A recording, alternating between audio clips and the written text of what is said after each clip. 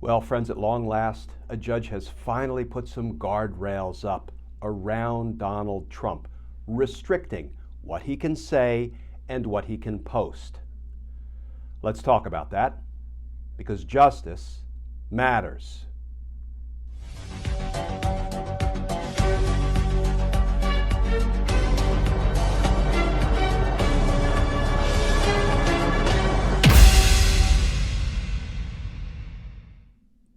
Hey all, Glenn Kirshner here. So friends, the judge presiding over Donald Trump's criminal trial in New York, Judge Juan Merchan, just issued not so much a gag order, but what we call a protective order, setting out what Donald Trump can and can't do with the evidence and information the prosecutors are preparing to give his defense attorneys in what's called discovery. Discovery is just when the prosecutors package up the evidence and the information that they intend to use at Donald Trump's criminal trial, and they give it over to the defense attorney so Trump can be prepared to defend himself against the charges. Here is the new reporting from NBC News. Trump prohibited from posting evidence in hush money case to social media, judge rules. And that article begins, the New York State judge presiding over the criminal hush money case against Donald Trump issued an order Monday restricting the former president from posting about some evidence in the case on social media. Judge Juan Merchan largely sided with Manhattan District Attorney Alvin Bragg by limiting what Trump can publicly disclose about new evidence from the prosecution before the case goes to trial.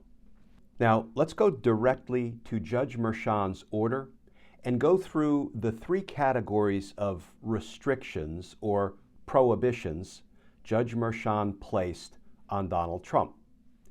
The order begins, the court, being satisfied based upon the application of Assistant District Attorney that good cause exists for an order to restrict, defer, and make such other order as is appropriate with respect to disclosure and inspection of discoverable materials and information.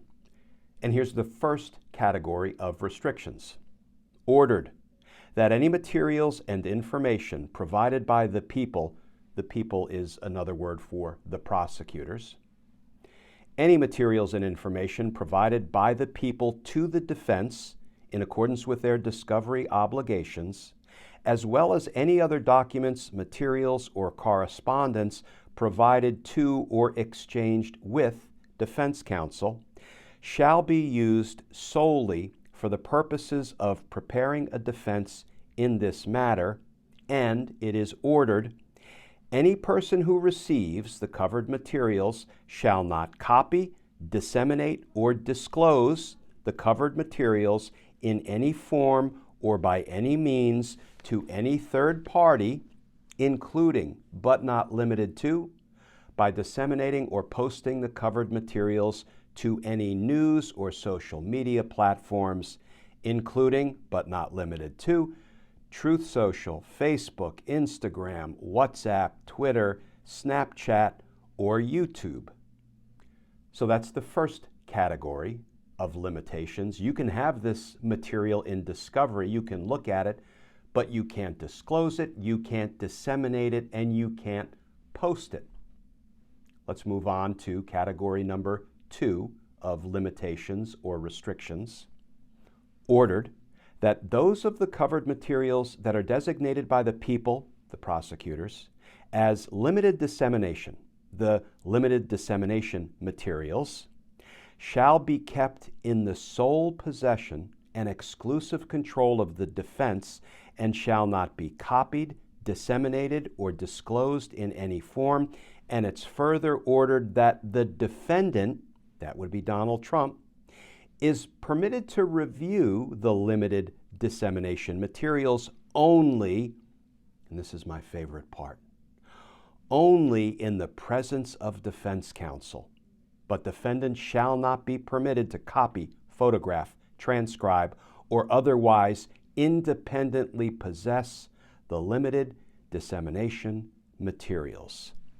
In other words, the defense attorneys will babysit Donald Trump when he is wanting to view the limited dissemination materials.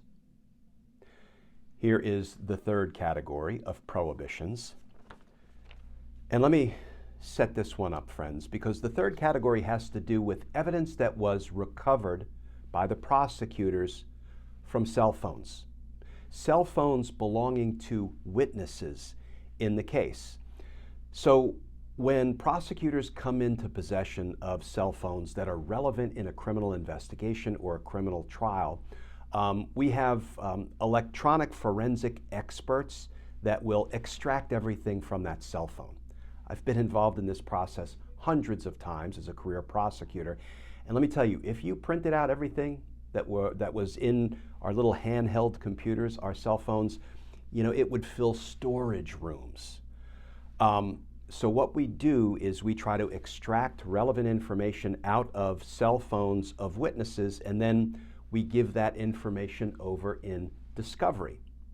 And it is that extracted information from witness cell phones that the judge places some of the most significant restrictions, limitations, and prohibitions on.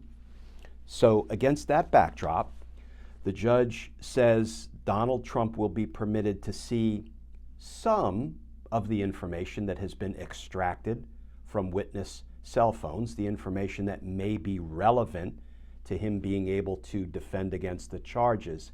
However, ordered that any other portion of the forensic images of witness cell phones shall be reviewed solely by defense counsel.